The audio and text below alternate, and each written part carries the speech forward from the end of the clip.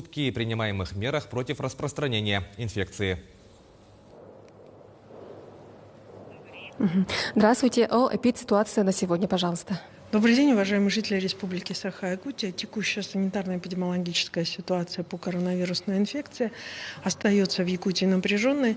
За сутки в республике госпитализировано 141 человек с диагнозом коронавирусная инфекция.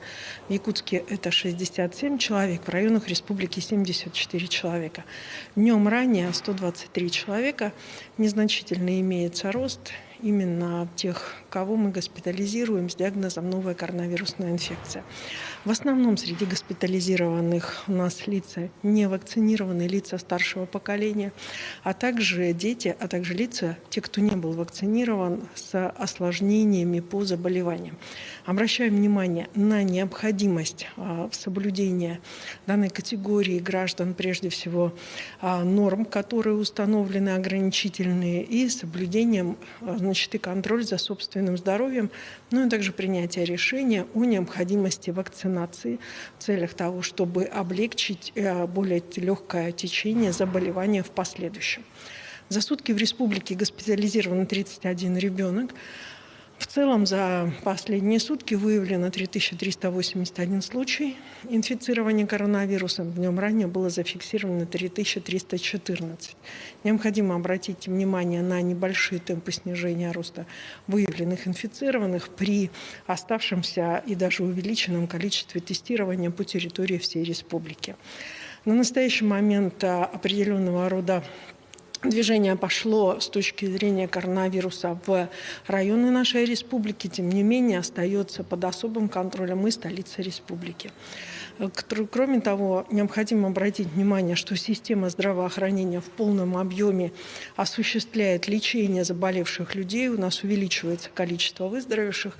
За последние сутки выздоровело 2403 человека, накануне это было 1521.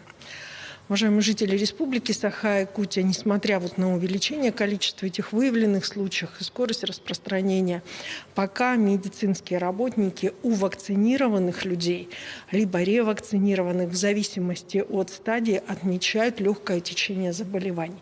Для невакцинированных людей сохраняется угроза тяжелого течения заболевания, и это мы видим сегодня уже на анализе 4 недель. Прежде всего, необходимо обратить внимание на необходимость вакцинации и ревакцинации на территории республики.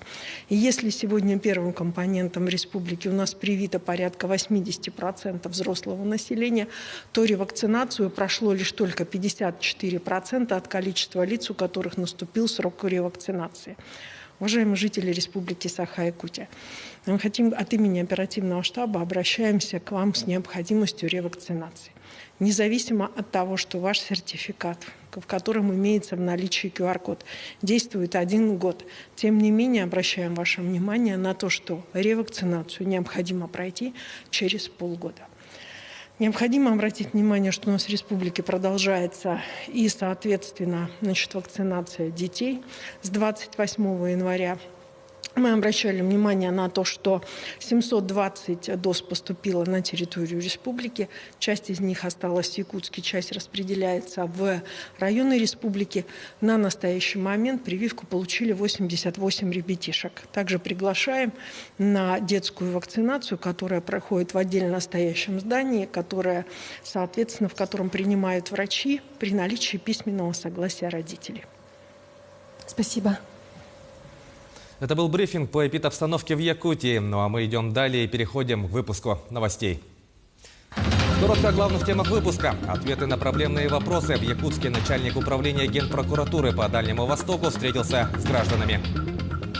Работа в период пандемии. Национальная библиотека принимает ограниченное количество посетителей строго по предварительной записи. Глава Алекминского района провел отчет перед населением в дистанционном формате.